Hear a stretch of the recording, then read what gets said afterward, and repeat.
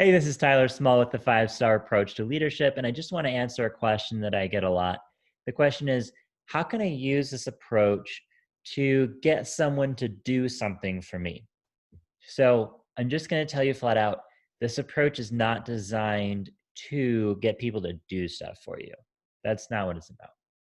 However, this approach is designed to create 5-star relationships. And with a 5-star relationship, that person who is saying yes, like this, I would rate this relationship as 5 stars with this person, right? With you, who they've been working with. So once you get to that point, that's a point when you can start to ask. So that is the long and short of my answer, right? Do this approach, and then you can start asking, and you'll receive very positive responses. People want to swim across the ocean for you, right? They'll go to the ends of the earth for you. So, how do you get to that point? We've talked about the ultimate relationship question. On a scale of 5 stars, how would you rate this relationship? You get a benchmark. You ask them that question every week. The follow-up question to it is the psychic question. What can I do to make it better? And that gives you some directional advice, which may or may not be specific and actionable. The actionable feedback is going to be, hey, then they may or may not give you actionable. If you get the actionable feedback to that question, great. A lot of times it's not going to be. So don't complain or whatever. Or don't get defensive about it at all, for sure. But on a day to day, you're going to ask them, hey, what can I do to make a 5-star experience for you today? Or what can I do to make a 5-star experience for you in this meeting? And you're going to ask them those questions, and they may not know at first. Eventually, if you keep asking, they're going to figure out things that you can do for them that will create a high amount of value for them. So you may, in fact, say, hey, I thought of this thing that I could do for you that could potentially be valuable. I don't know. You'll have to let me know. If I did this, would that be a 5-star experience for you? Right. So you may pitch those things. And if they say, yeah, that would definitely be a 5-star experience for me. And you don't have to use this language, the 5-star language. For me, I just find it helpful because it creates a line in the sand between most things that happen that are normal and absolutely wonderful. So getting to that absolutely wonderful part is the key. And you can use absolutely wonderful, or you can use whatever language works best for that person. If they have a more analytical mindset, then the numbers may be better for them. If they have a more of an intuitive kind of circles versus squares mindset, then maybe using the language without the numbers may be to your advantage with them. So you'll ask that ultimate relationship question. You'll get the directional feedback. What can I do to make it better? And you may slip in some apologizing, some real authentic apologies. And you're going to be you're always looking for what you can apologize for, what you can do to create value, and what you can do to thank them. So after you get that baseline, you're going to say things like, what can I do to make a 5-star experience for you?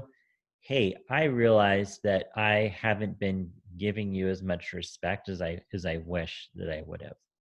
And I really noticed the other day when you did this for so and so, or when you did this for me, or when you did this for the team, that really showed that you have integrity, or that really showed that you are really trying to deliver results. And I really respect that as a team member. So use those moments to build the relationship. They may have no intention at all of building the relationship with you by simply doing their job. And what you're going to do is call out those highlight moments in order to give them the feedback that you see that their intentions are good. And that's part of the what builds a relationship. That's one of the strong building blocks. When they're constantly receiving this affirmative verbal affirmation from you that, okay, like they recognize my effort, they know I'm a good person, they've got my back, right? And you do have their back, and you are able to represent them in positive ways to others. And then you can go back and tell them, hey, I was telling so and so the other day I said, you know who's really going to get this done for us, or you know who really has that strong skill set is this my colleague here, my teammate. And so represent them positively and then go back and tell them that you represented them positively. That will potentially create a 5-star experience for them, even if you don't, mark it down and record it. So the 5-star thank you, here's how it works really quick. So you're going to say something like, hey, when I saw you do this, it was a 5-star experience for me because you exhibited this principle of leadership, or because you um, got something done that I really wanted done, or because you did this and it showed me that that's the type of workplace we have. That's the type of culture we have on our team. And that makes me proud to work on our team. So those 5-star thank yous really add up. And once you get to about 100 5-star experiences that you've created for them, complemented by a huge number of 5-star thank yous and some apologies in the beginning, right? Because whenever you apologize, you're like basically exhibiting the most amount of humility that you possibly could in a relationship. And they're going to pick up on that and they're going to see this pattern and they're going to eventually soften, even if it takes a long time, like several of these. And they're going to eventually want to reciprocate. And if you can lead, like my whole strategy is being far ahead, being always far ahead and putting in so much more effort than the other person. And so you always want to be leading in the relationship. And if they feel that you're contributing far more to the relationship, then that may make them feel a little bit uncomfortable. Just comfort them though, and let them know like, hey, I'm working on me. I realize I have some deficits, and I'm just trying to be a good team member. And so I'm looking to do another 5-star experience for you today if possible. And so what you want is you want to be way ahead there.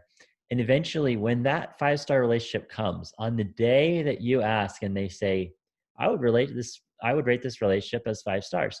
When your colleague says that, then you're in a position of mutual respect, and you're in a position where they know that you have their back. They know that you want to do anything you can to support them. And they are beginning to feel that way for you.